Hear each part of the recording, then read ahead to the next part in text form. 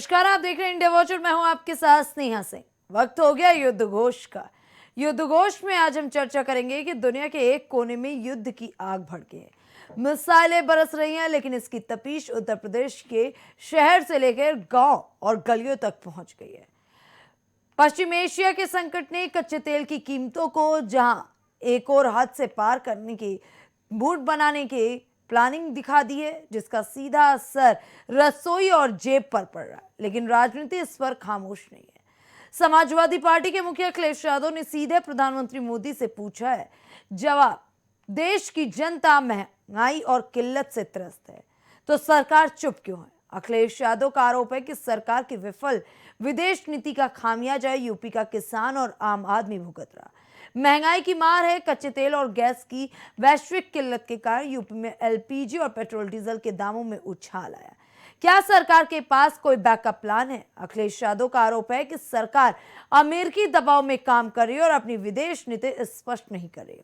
वहीं आज एक तरफ ये गंभीर आरोप थे तो पीएम मोदी ने भी आज राज्यसभा में सभी आरोपों के एक एक करके जवाब देना शुरू कर दिया। पीएम मोदी ने कहा कि युद्ध के बाद से होर्मुज स्ट्रेट में जहाजों का आना जाना बहुत मुश्किल हो गया है। मुश्किल हालात के बावजूद हमारी सरकार ने बातचीत और कूटनीति के जरिए रास्ते बनाने की कोशिश की। कोशिश ये है कि जहां भी मुमकिन हो वहां से तेल और गैस की सप्लाई भारत पहुंचे। पिछले कुछ दिनों में कई देशों से कच्चा तेल और एलपीजी ले जाने वाले जहाज भारत पहुंचे। इस दिशा में हमारी कोशिशें आने वाले दिनों में भी जारी रहेंगी। लेकिन आज जो चर्चा के लिए बड़े सवाल उठ रहे हैं वो ये हैं कि वाकई युद्ध में असली मुद्दों को दबाया जा रहा है या फिर वैश्विक संकट के बीच विपक्ष केवल राजनीति कर रहा है। और इसी पर चर्चा करेंगे और चर्चा के लिए हमारे साथ हमारा एक्सपर्ट पैनल जुड़ चुका है। आपको मिलाते हैं हमारे एक्सपर्ट पैनल से। हमारे साथ बीजेपी नेता विवेक श्रीवास्तव जुड़ चुके हैं, हमारे साथ सपा प्रवक्ता मीसम जैदी जुड़ चुके हैं, हमारे साथ राजनीतिक विश्लेषक अंशुमान दुबे जुड़ चुके हैं, हमारे साथ वरिष्ठ पत्रकार सुनील त्रिपाठी जुड़ चुके हैं। पहले तो आप सभी का इंडिया वॉच में बहुत बहुत स्वागत है। चर्चा की शुरुआत विवेक जी के साथ करते हैं। विवेक जी, एक तरफ अखिलेश यादव और पूरा विपक्ष ये कह रहा है कि सरकार की विदेश नीति फेल है, दूसरी तरफ पीएम मोदी कह रहे हैं कि तैयारियां पूरी हैं और इस आर्थिक झटके से उबरने के लिए अब वो आज राज्यसभा में बोलते हुए भी नजर आए। फिर भी विपक्ष कह रहा है कि अभी भी सब कुछ सही नहीं। क्या प्रतिक्रिया है आपकी इस पर? विपक्ष कह रहा है कि स्थिति बड़ी गंभीर है, छुपाई जा रही है। स्नेहा जी, अखिलेश जी ने जो आरोप लगाया है जी, आप वरिष्ठ एंकर हैं जी, आपको मालूम है कि संकट वैश्विक है। श्रीलंका में कार्य दिवस घटा करके 4 दिन कर दिए गए। क्या वहाँ के लिए भी भारत की विदेश नीति जिम्मेदार है? बांग्लादेश पाकिस्तान में डीजल पेट्रोल को लेकर के कितनी हाई किल्लत मची है। इन्हीं देशों का हैप्पीनेस इंडेक्स व हंगर इंडेक्स बताते हमारे समाजवादी मित्र थकते नहीं थे। तो क्या वहाँ के लिए भी भारत की विदेश नीति जिम्मेदार है? भाई, आप अपने मोहल्ले के वोट के लिए भारत सरकार से चाहते हैं कि वो इस युद्ध में जाकर के एक पक्ष में खड़ी हो जाए, और एक पक्ष में भी क्या आप चाहते हैं कि नहीं, हम ईरान के तरफ से बयानबाजी शुरू कर दें जिससे आपके मोहल्ले के मियाँ भाई संतुष्ट हो जाएं। तो आपके मोहल्ले के कटबुल्लों को संतुष्ट करने के लिए भारत की विदेश नीति थोड़ी है। भारत की विदेश नीति के रास्ते भारत के नागरिकों के हितों को देखते हुए बनाए जाते हैं। जो हमारे देश के लोकप्रिय प्रधानमंत्री बनाए हुए हैं, उस रास्ते पे देश चल रहा है उनके साथ मजबूती से। जी, जिस होर्मुज स्ट्रेट को ईरान ने रोक रखा, वहाँ से भी जहाज निकल के हमारे आ रहे हैं। पहले हम 17 देशों से एलपीजी और कच्चा तेल आयात करते थे, आज हम 41 देशों से कर रहे हैं। पूरी दुनिया से जहाँ जहाँ से चीज़ें निकल सकती थी वहाँ से निकल के भारत की तरफ आ रही हैं। संकट वैश्विक, इससे किसी को इनकार नहीं। स्वयं मोदी जी ने कहा सदन में आज जी, और पूरे दुनिया की ऊर्जा जरूरतों पे इससे आघात पहुंचा है। भारत ने अपने आप को तेजी से बदला है। भारत सरकार ने पीएनजी के कनेक्शन के लिए भी लोगों से कहा कि भाई ले लीजिए। घरों में हम पहले से पाइपलाइन डाल चुके हैं। एलपीजी के जो उपभोक्ता हैं उनसे भी कहा जा रहा है भाई अपना कनेक्शन बदलवा लीजिए जहां संभव है। उसके बावजूद भी एलपीजी आ रही है। एक ऊर्जा स्रोत पे आधारित नहीं रहना सबको मालूम है। और जिनके घरों में गैस भी, लोगों ने भी अपने घरों में कुछ न कुछ वैकल्पिक ऊर्जा स्रोत हमेशा से रखे, सबको मालूम है, कोई ऐसी चीज है नहीं। देश को अपने प्रधानमंत्री जी के साथ चलना है और कमर कस के चलना है। सबको मालूम है कि मोदी जी ने किस तरह से कोरोना जैसे वैश्विक संकट में देश को आगे बढ़ाया, आगे निकाल लाए। तो ये संकट भी ऐसा नहीं कि इससे देश उभरेगा नहीं, इससे भी देश उभर आएगा।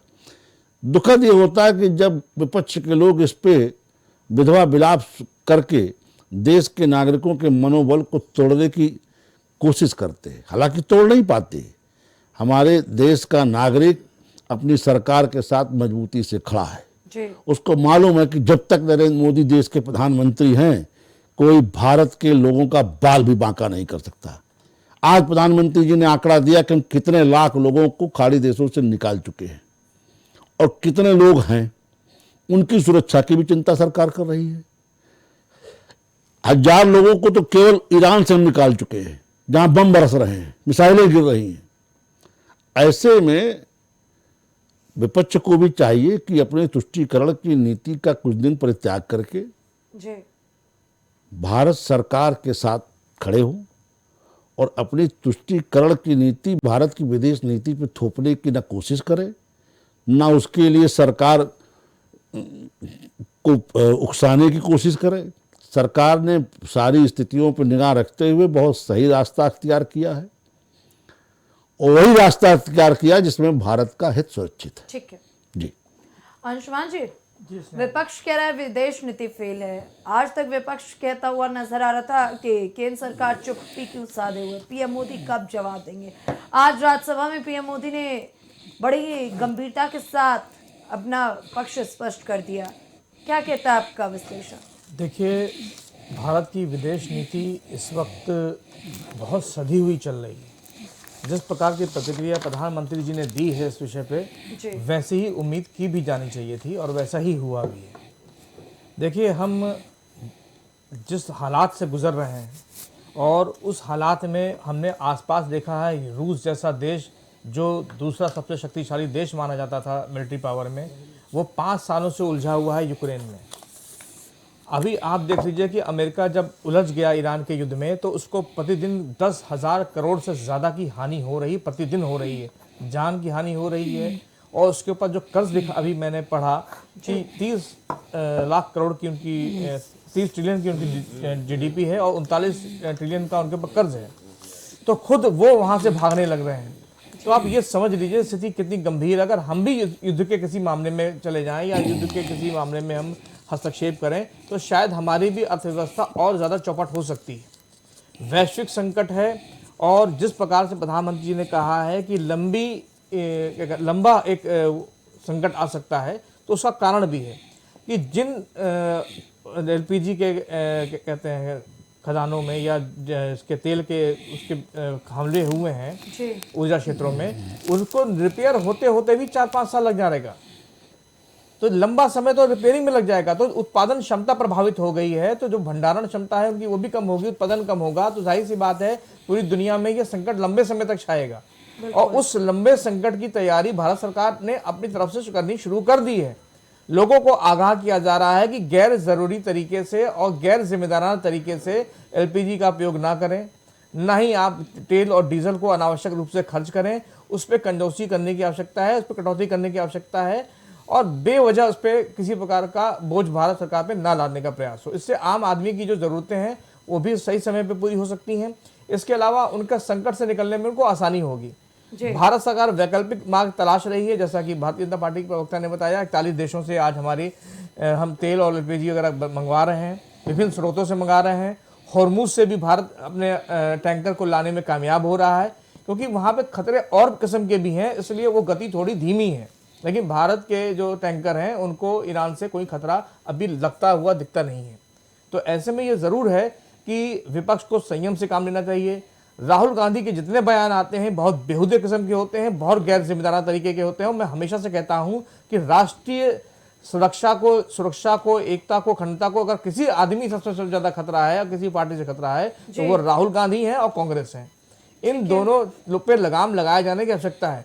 कभी कभी तो अगर मुझे लगता है कि अगर कभी मैं इस स्थिति में होता तो शायद मैं कांग्रेस को एक आतंकवादी संगठन घोषित कर चुका होता और राहुल गांधी को आतंकवादियों के समर्थन में पाया हुआ आदमी घोषित करके इन्हें सही जगह इनकी जेल में डाल देता। लेकिन अंशुमान जी, पूरा विपक्ष सवाल पूछ रहा है ना। देखिए, पूरे विपक्ष की गति एक जैसी है। सबकी चिढ़ है मोदी, सबकी चिढ़ है भाजपा। सत्ता में वो आ नहीं पा रहे हैं, तो सत्ता में आने के लिए वो विभिन्न प्रकार से जो पूरे अंतर्राष्ट्रीय एजेंडे हैं और भारत को बदनाम करने के, भारत को कमजोर करने के, उसके साथ वो लगे हुए हैं।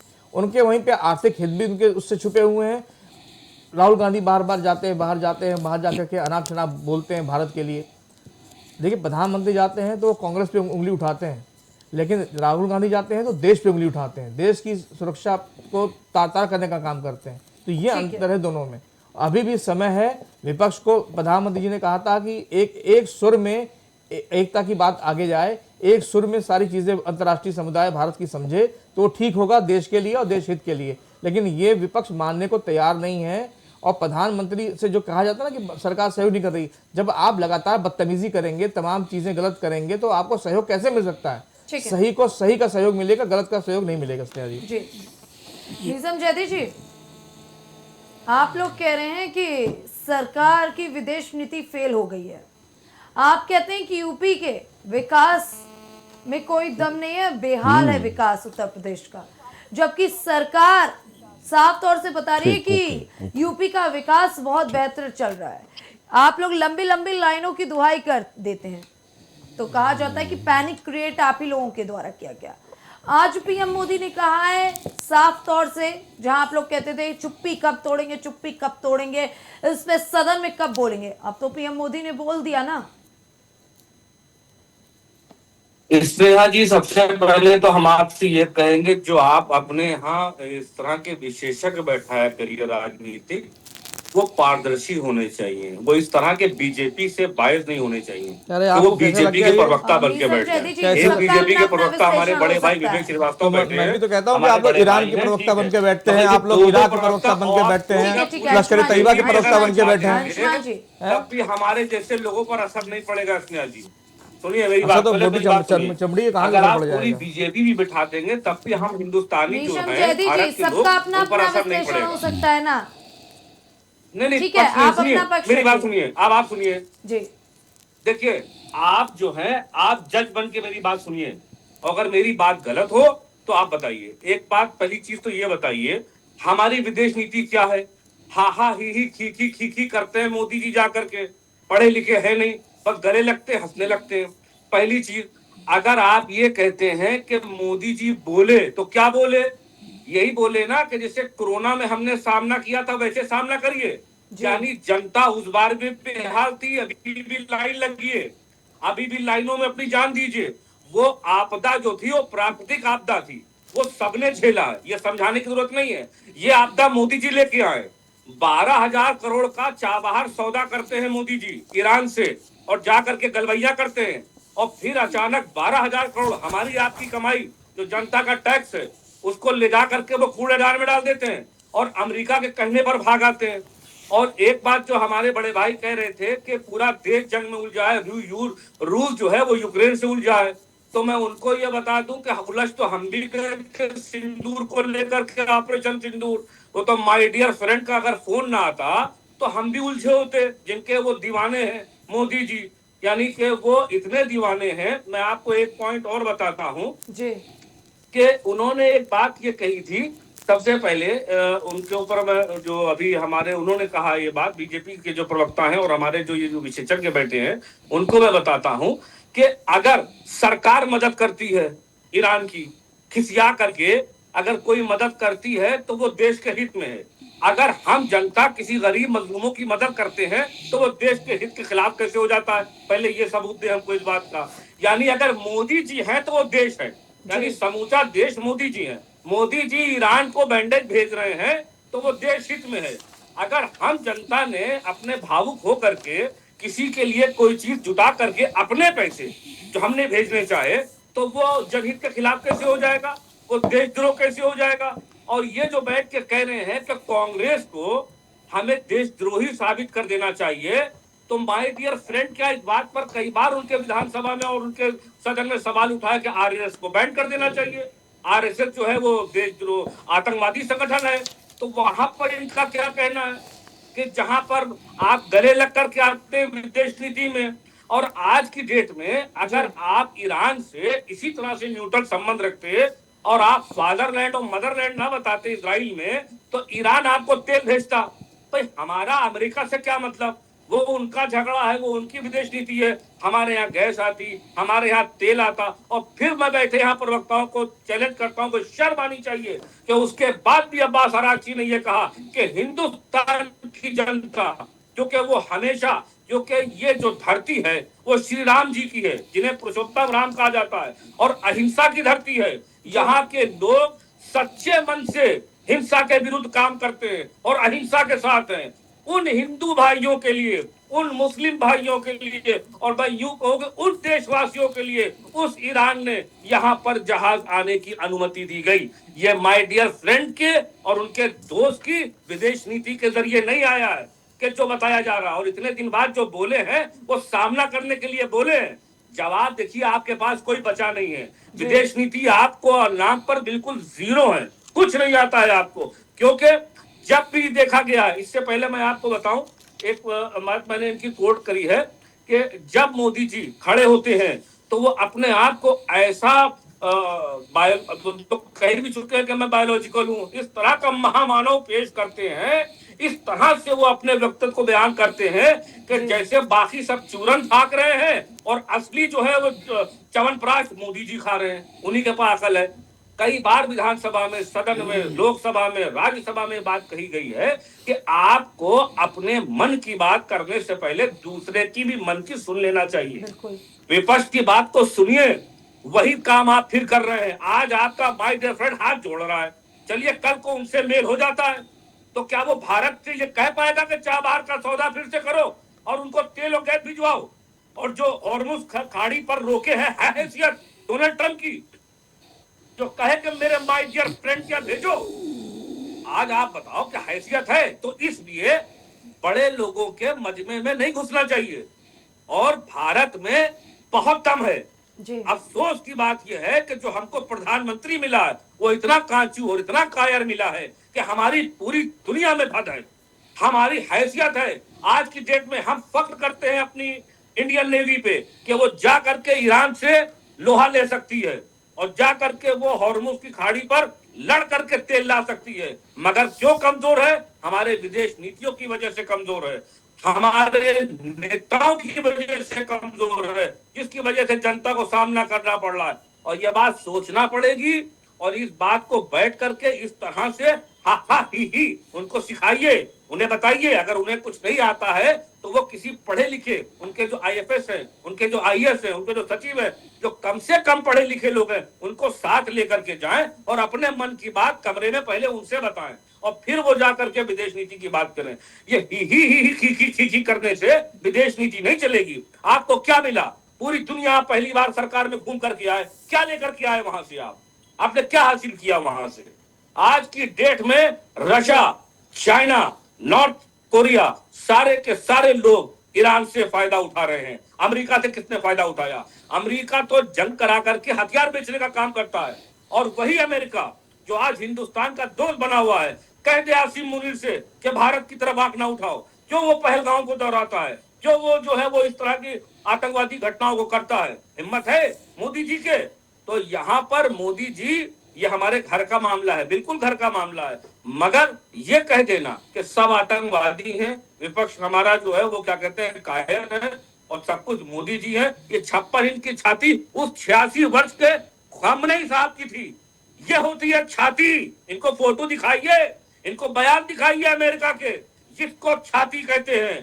कि वहां के लोग आज की डेट में अगर भारत पूरी दुनिया से, अमेरिका से लड़ जाए, हम सब साथ हैं। जिस तरह से हम ईरान को सपोर्ट कर रहे हैं, हम अरे अपना तुम ईरानी तो है ही मकान, हो। अपना घर, अपना खून फेंक देंगे भारत के लिए कि अगर लड़ने पर वो कुछ आ ना जाए। कर पाओगे तुम। मगर हम यूं कायरो की तरह गैस की लाइन में लग के नहीं मरेंगे।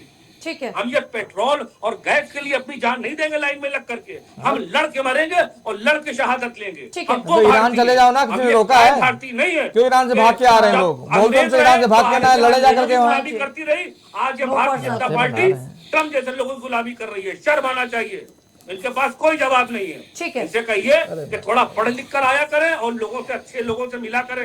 ये खराब लोगों से उठ बैठ रहे हैं। इनका बैठना, मुझे लगता है कि ये अभी और अपने आप को अंशुमान दुबे जी थोड़ा सा जो है मेंटेन करें। अच्छा ठीक खाने है, ठीक है, ये नो पर्सनल कमेंट उसके प्लीज, बाद आकर सजेशन debate बाद क्या में करें। दीजिएगा। आप लोग चर्चा को, गर्मा को बनाए रखिए। सुनील जी, एक तरफ विपक्ष में बैठे लोग दावा कर रहे हैं कि विदेश नीति फेल हो चुकी है केंद्र सरकार की, दूसरी तरफ आज पीएम मोदी ने कह दिया कि स्थितियां भले ही भयावह हैं और ये सिर्फ भारत के लिए नहीं तमाम देशों के लिए, लेकिन स्थितियों को कंट्रोल किया गया है और स्थितियां बहुत ही जल्द सामान्य हो जाएंगी।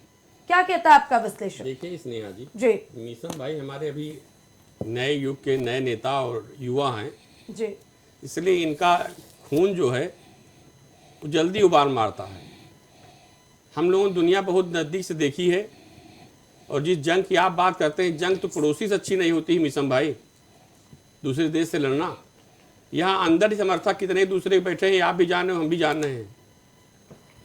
जंग कहाँ लड़ी जाएगी, सरहद पर लड़ेंगे कि अंदर अरे लड़ेंगे? सुनील भाई, जी। आप भाई हो मेरे, एक बात बताओ, जी। अगर जंग अच्छी चीज नहीं होती है तो अगर यही अगर था तो हमारे जो क्रांतिकारियों ने जान दे दी, तो इससे अच्छा तो गुलामी अच्छी थी। तो उसका तो अंजाम फिर आप उन्होंने देख जान रहे क्यों हो दी? मिसम फिर भाई। भगत सिंह ने फांसी क्यों चढ़े? भाई नहीं। जंग अच्छी चीज अगर नहीं है, उन्होंने मगर जान जंग दी होती, भी फिलहाल तो क्या आज ये अच्छा देश है को क्या लूट के नहीं अपने है, परिवार वो में तो बढ़ा रहे अलग थे। चीज है। सुनिए स्थितियां जी, बहुत अगर गंभीर है। जंग अच्छी चीज ना सभी होती, लोग तो अपना श्री अपना राम पक्ष अपनी जी अपनी बारी में रखें प्लीज। धनुष लेकर के मिसम ना भाई, घूमते। अगर मीसम वो चैदी जी, भी धनुष लेकर के मीसम चलते थे चैदी राम जी जी, भी। प्लीज जो अपने अहिंसा के टर्न का पुजारी वेट थे कीजिए। पुरुषोत्तम राम जी, अरे अगर ईरान के जंग बम गिर अच्छी नहीं मीसम रहा, चैदी खांसी जी, के बम भाई, गिर रहा तो है। वो भी धनुष ये बाण भारत लेकर साथ के नहीं ना खड़े हैं, घूमते। ये ईरान के साथ खड़े हैं। इतना दर्द अगर भारत में अंशुमान पाकिस्तान जी, मीसम चैदी जी, नाश देखिए करने स्नेहा के जी। लिए। अरे भाई सुनील जी वरिष्ठ पत्रकार, उनकी बात आने दीजिए स्नेहा जी। मीसम चैदी जी, सुनील प्लीज अपनी जी बारी वरिष्ठ में पत्रकार आवाज है। दीजिए। सुनील जी वरिष्ठ पत्रकार है, उनका पक्ष सुनिए। जी सुनील जी। देखिए स्नेहा जी, जी मुश्किल से 3 या 4 दिन ही युद्ध चला ऑपरेशन सिंदूर, बिल्कुल। उसमें भी कितने सवाल सरकार से पूछे जाने लगे। मिसम भाई आप कह रहे हैं, आप जुनून जायज मैं मानता हूँ, अभी नया खून है, जी लेकिन जो हालात आज दुनिया चल रहे हैं, अरे वो बात सही है। आप सोचिए कि हमारी आर्थिक स्थिति क्या है। अभी हमारे आपके घर में 4 दिन गैस ना आए तो भोजन नहीं बहुत मिलेगा, बढ़िया। ना आपको मिलेगा ना हमको मिलेगा। जी। जिस गरीबी के दौर से हम लोग दौड़ रहे हैं, अरे जून रोटी खाएंगे, मोदी जी को वोट देंगे। जब मोदी जून जी को रोटी हाँ तो खाएंगे, देंगे, बिल्कुल देंगे। ईरान थोड़ी पैसा देंगे। वोट नहीं देंगे, हम क्यों लेकिन लड़ क्यों 140 नहीं करोड़ रहे? जनता को प्लीज, मरवा भी सुनील नहीं जी डालेंगे। वरिष्ठ पत्रकार है, उनको अपना पक्ष मिशन रखने जी, दीजिए। 140 करोड़ जनता को हम मरवाने का प्रयास भी नहीं करेंगे कि जिस तरह से आज विश्व स्तर पर देखिए कहीं मिसाइलें फट रही हैं, कौन देश किससे लड़ रहा है। और मिसम भाई, ये तो आप बोलो, मैं चुप करता हूँ। मीसम अरे चैदी जी, तुम गरीब चर्चा हो तो ऐसे कैसे नहीं ईरान हो पैसा पाएगी। दे रहे हो? मीसम चैदी जी प्लीज, चर्चा ऐसे नहीं हो पाएगी। स्नेहा जी, चर्चा की गर्मा बात कब बनाए जाती है? रखिए। चर्चा गलत तो बात आप पर भी अपनी नहीं हो बात पाएगी। आज देखिए, आपने भी बात बहुत सी करिए, ऐसी अच्छी बातें कही करिए। जो यहाँ बैठे किसी पैनलिस्ट को अच्छी नहीं लगी, लेकिन सभी ने संयम के साथ सुना ना। तो प्लीज आप भी अपनी बारी का इंतजार कीजिए। देखिए कोई स्नेहा जरूरी जी, नहीं कि चर्चा में बैठे हर लोग एक दूसरे की बात से सहमत हो। अगर सहमत होते तो आप लोग सत्ता और विपक्ष में ना बैठे होते। प्लीज। देखिए स्नेहा जी, रूस का और यूक्रेन की जंग कब से चल रही है। रूस इतना पावरफुल पैसे से भी है, ताकत से भी है, तो लड़ रहा है। भारत कई महीने युद्ध लड़ेगा, हमारे पास कितना खाद्यान्न है, जरा इस पर चर्चा करिए। कितने हमारे पास हथियार हैं। मैं फौज की बात नहीं कर रहा हूँ, फौज हमारी बहुत मजबूत है, लेकिन उस फौज को हम ले जा कहीं कुएं में तो नहीं फेंक देंगे।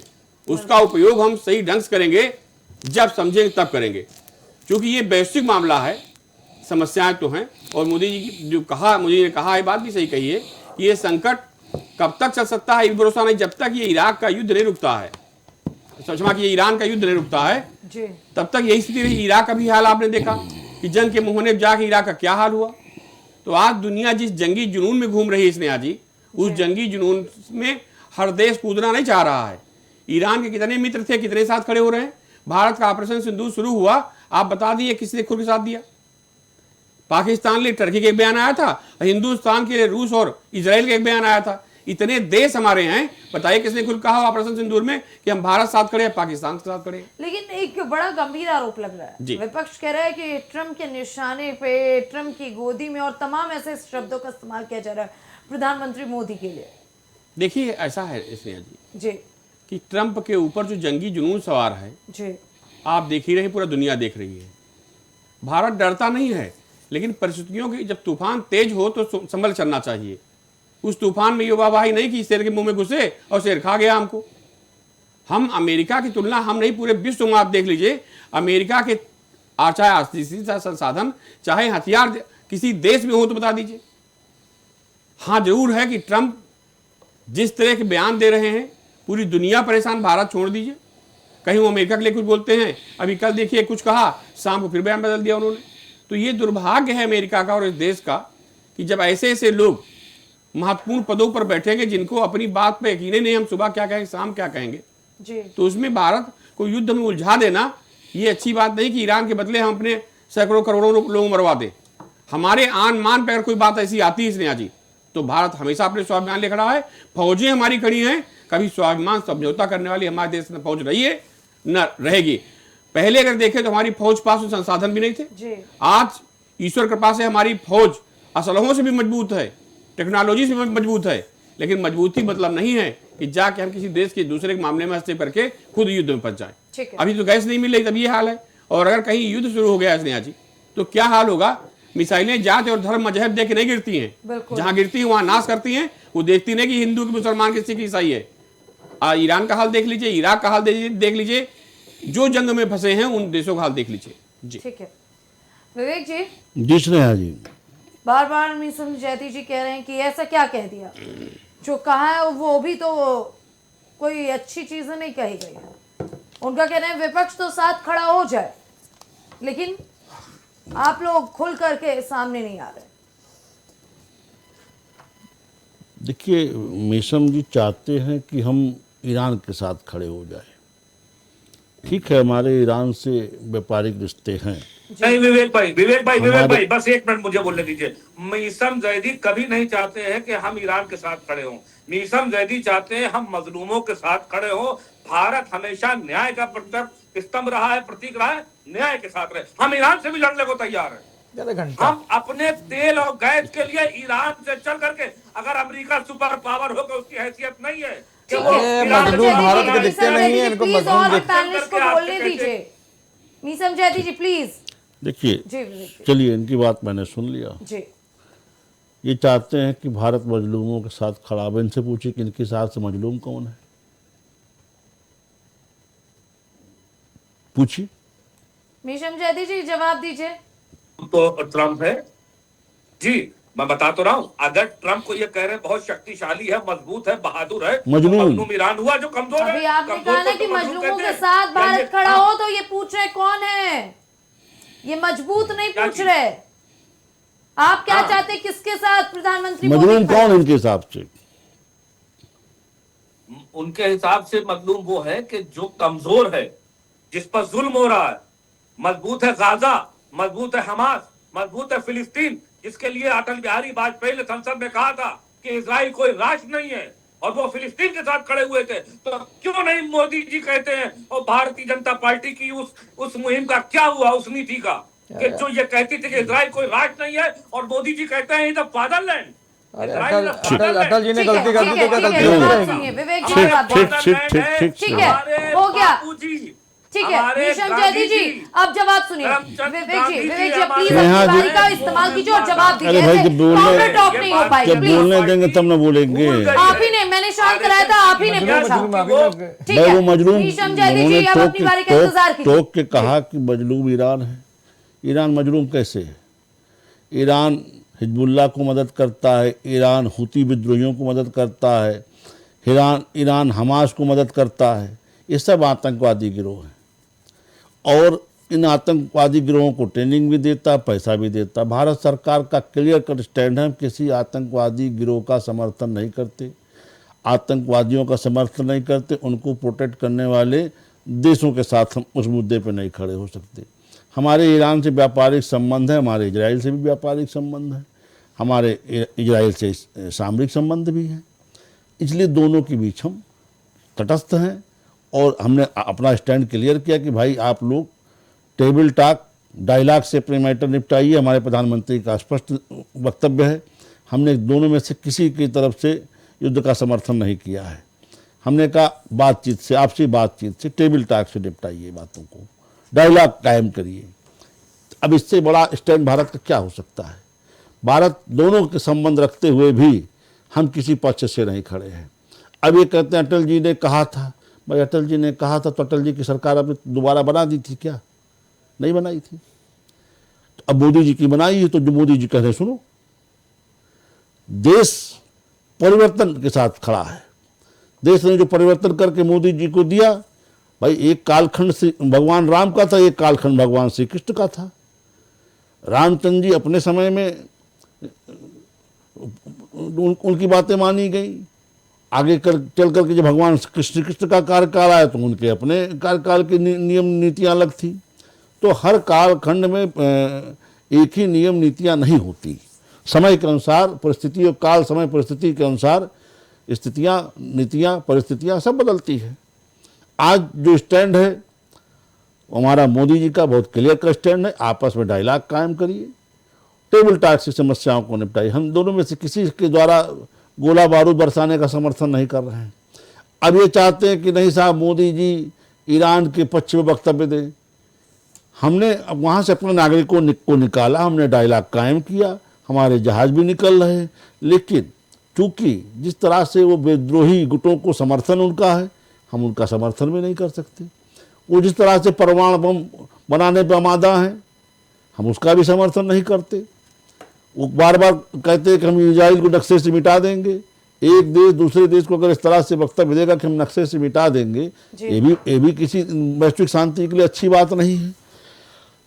एक देश को दूसरे देश का अस्तित्व स्वीकार करना पड़ेगा। पाकिस्तान वाले तो रोज कसम खाते हैं भारत को नक्शे से मिटा देंगे।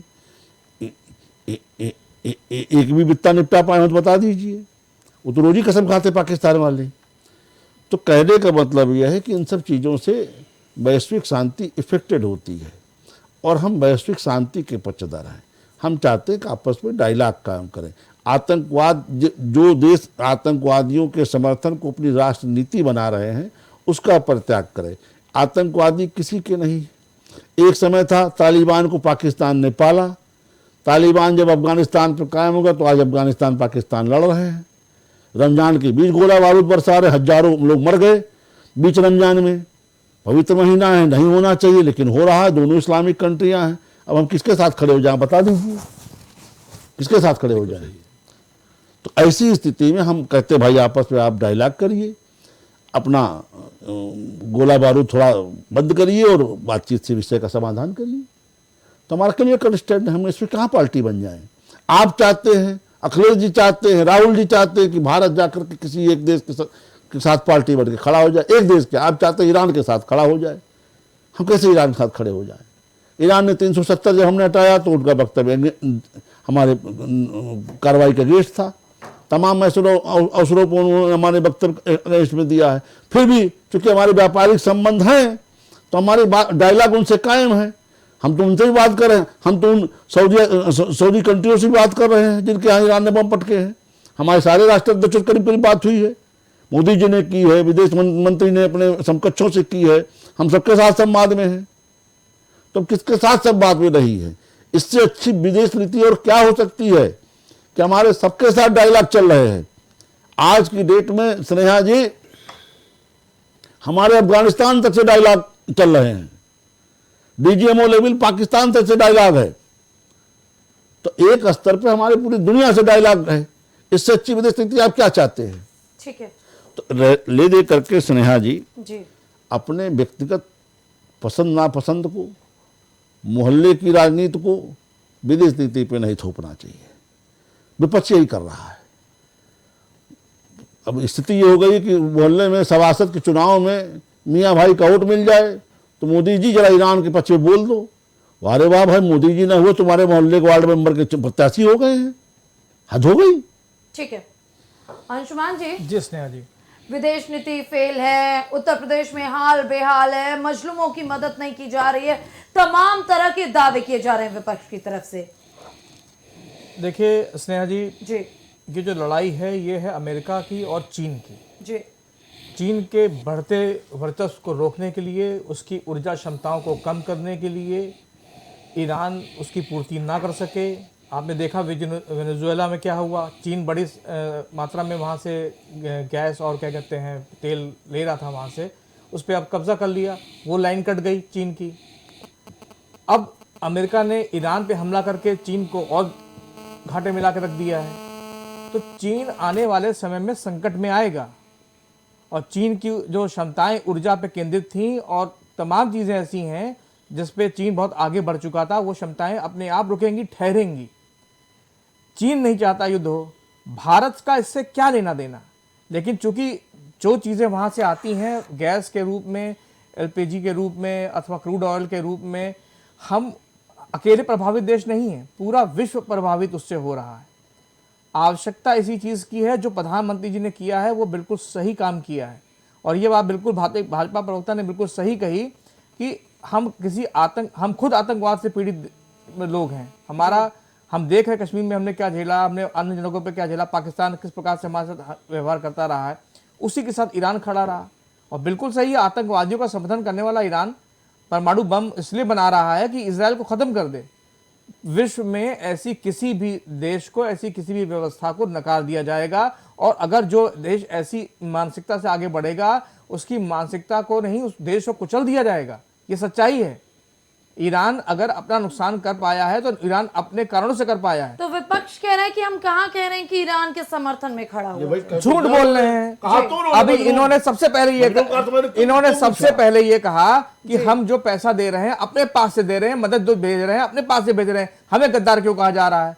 इतनी मदद की आवश्यकता थी तो भारत में बहुत सारी आर्थिक संकट से गुजरने वाले लोग हैं, क्यों नहीं तुमने मदद वहां दी? क्योंकि वो हिंदू थे इसलिए तुमने मदद नहीं करी। वहां दलित थे तुमने मदद नहीं करी। तुमको मदद किसकी करनी है? ईरान की करनी है। और किस लिए करनी है? क्योंकि वो मुसलमान देश है, तुम मुसलमान देश हो, तुम मुसलमान हो इसलिए। और आप मुझे बता दीजिए किस मुस्लिम देश, एक सिंगल मुस्लिम देश बता दीजिए जो आज ईरान के साथ खड़ा हुआ है या ईरान को मदद कर रहा है।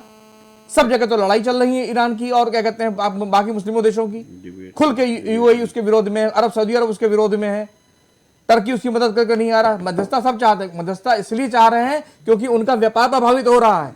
वहां से उनकी ऊर्जा जो वो क्रूड ऑयल सप्लाई करते हैं जिससे उनको अरबों डॉलर की क्या कहते हैं उनका खर्चा चलता है, वो प्रभावित हो रहा है। ईरान से कोई सहानुभूति नहीं। ईरान से युद्ध रोकने का केवल एक ही वजह है कि किसी प्रकार से व्यापार जो है वो चलता रहे, रुके न रहे, नहीं तो लोग आर्थिक रूप से सब बेहाल हो जाएंगे।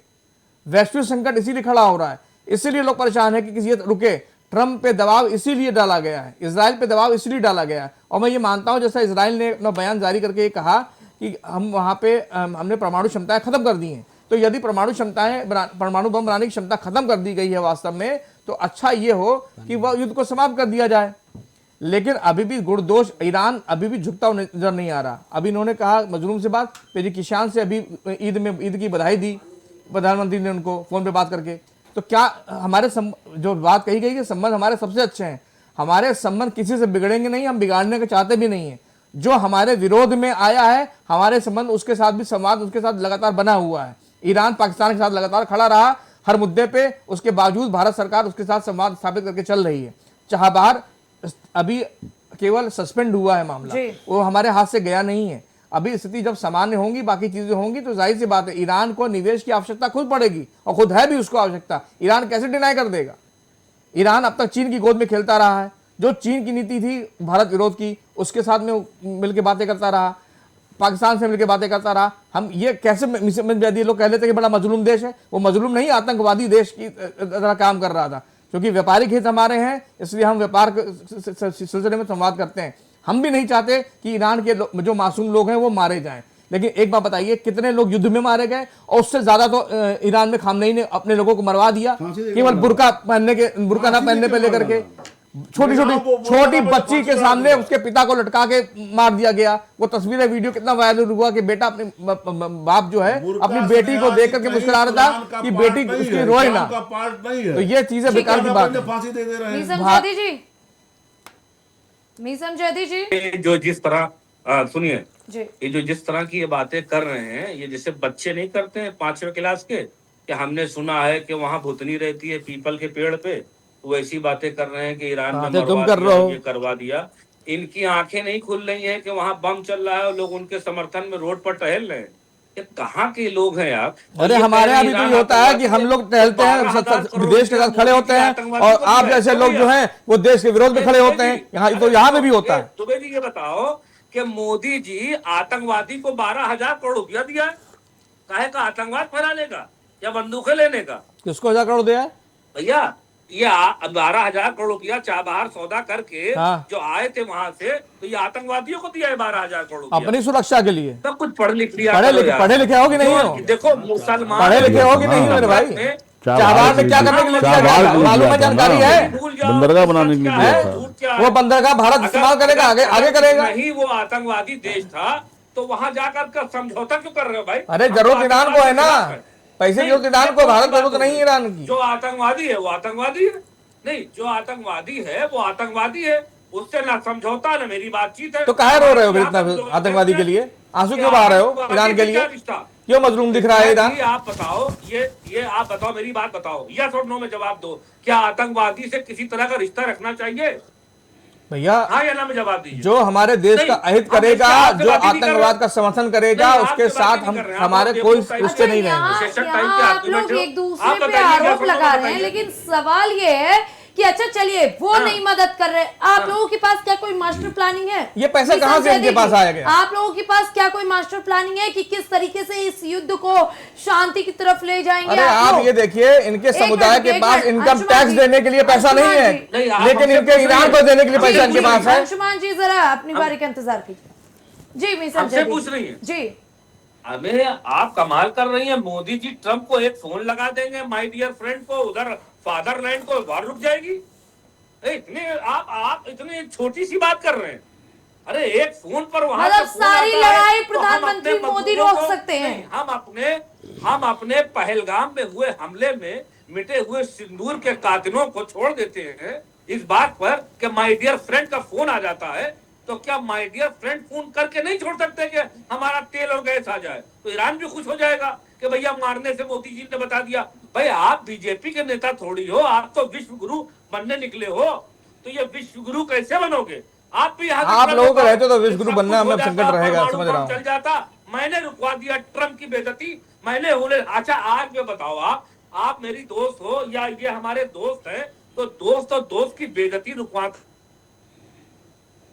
तो ट्रम्प को क्यों बेइज्जत होने दे रहे हैं मोदी जी? अरे लड़ाई ट्रम्प पूरी रुकवा दुनिया में दे। बेइज्जत हो रहा है, नाटो देश बेइज्जती उसकी होने से बेइज्जती कर रहे हैं, उसके साथ के तो allies उसकी भारत बेइज्जती भी कर रहे हैं। बन जाएगा। हैं?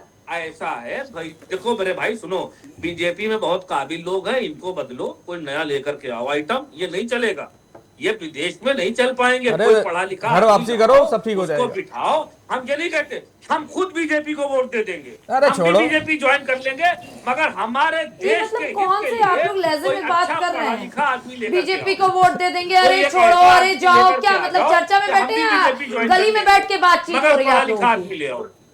देखिए ये नहीं चलता है कि आपके जी, मुझे साथ समझ में दोस्त, दीजिएगा। आपका कातिल भी आपका दोस्त हो और मकतूल भी आपका अरे दोस्त अब हो। सवाल यानी तो मैंने जिसमें- पूछा कि हाँ, चलिए। दोनों दोस्त नहीं होते हैं। मीसम जयती जी, मैंने सवाल किया तो आपसे, चलिए वो लोग भ्रष्ट हैं, वो माई डियर फ्रेंड में फंसे हुए हैं, सब चीज उनके एक कॉल पे रुक जाता है। आप लोगों के पास क्या मास्टर प्लानिंग है कि अगर अखिलेश भैया लेके ईरान जाएंगे। प्लीज विवेक जी। हाँ हाँ बिल्कुल जाएंगे ईरान। भाई ईरान भी जाएंगे और हम उन सब जगह पर जाएंगे जहां पर मजलूमों को मारा जाता है। हम कमजोर देश नहीं है, हम सबको बचाएंगे। भारत विश्व में शांति स्थापित करेगा। 6 बजे आरती 12 करते हो बजे ना? भारत क्या आपके- कहते हो कि भारत विश्व का आपके इशारे पे नहीं कल्याण हो। चलेगा। मैंने 12 बजे पंडित सो जी, उठेंगे। पंडित जी आरती करते हो ना, शाम को तो क्या खाना कहते हो? सो विश्व का जाएंगे। कल्याण हो, मानव जाति का भला हो, मानव का भला हो, राक्षसों का भला ना हो, ये भी कहते हैं। समझा करो बात को। तो हम वो भारत है। आप बीजेपी में रह करके अपना मूलभूत सिद्धांत जो देश का हमारा हिंदुत्व है वो भूल गए हो। हम तो कह रहे हैं हम हिंदुत्व उस में वापसी धरती कर से लो। आते हैं आओ कि घर वो वापसी धरती कर लो। पूरे दुनिया में घर वापसी शांति कर लो। स्थापित करता है। हम उसके लिए दुआ घर करते हैं। वापसी कर हम लो। जब दुआ करते हैं 6 बजे आरती में ना पंडित जी, तो कहते हैं विश्व का कल्याण हो, उसमें पाकिस्तान भी आता है, अफगानिस्तान भी बस आता यही है, तो गलत आता है। उसके अंदर ईरान भी आता है, उसमें फिलिस्तीन भी आता है। कुछ नहीं ठीक पता। है? हम ये नहीं कहते हैं कि फिलिस्तीन का कल्याण ना हो, हम भी कहते हैं कि मानव सबका जाति कल्याण के हो, लेकिन उत्थान उनको के लिए सद्बुद्धि भी आए आए। हैं, सर्वनाश के लिए नहीं आए हैं। मोदी जी यहूदी हो गए। मैं बता दूं आपको, जब राज पता लगेगा तो बहुत मुश्किल हो जाएगी। स्नेहा जी, मोदी जी अब हिंदू नहीं है, मोदी जी यहूदी हो गए। ठीक है, अधर्मियों के नाश की कामना भी करते हैं। फिलहाल हमारी चर्चा में बस इतना है। आप तो सभी का अधर्मियों के बहुत लिए बहुत ना, धन्यवाद। तो फिर एक क्यों चीज चल रहे तो हैं? साफ हो चुकी है आज की चर्चा से कि युद्ध सरहदों पर लड़ा जाता है, लेकिन इसकी सबसे बड़ी कीमत आम आदमी को चुकानी पड़ती है। अखिलेश यादव के सवाल जहां है कि जनता को जवाब चाहिए, तो वहीं अब सवाल यह है कि क्या वाकई इस तरीके के बयानबाजियों और इस तरीके के जवाबों से जनता का भला होगा? क्या कोई ठोस नीति सामने आएगी? क्या वाकई डबल इंजन के दावों के बाद अब यूपी की जनता को इस वैश्विक महंगाई से राहत मिल पाएगी? ये तो अभी भी सवाल का सवाल है। खैर, स्थितियां बड़ी गंभीर हैं और ऐसे तमाम मुद्दों पर चर्चा परिचर्चा देखने के लिए बने रहें इंडिया वॉच के साथ।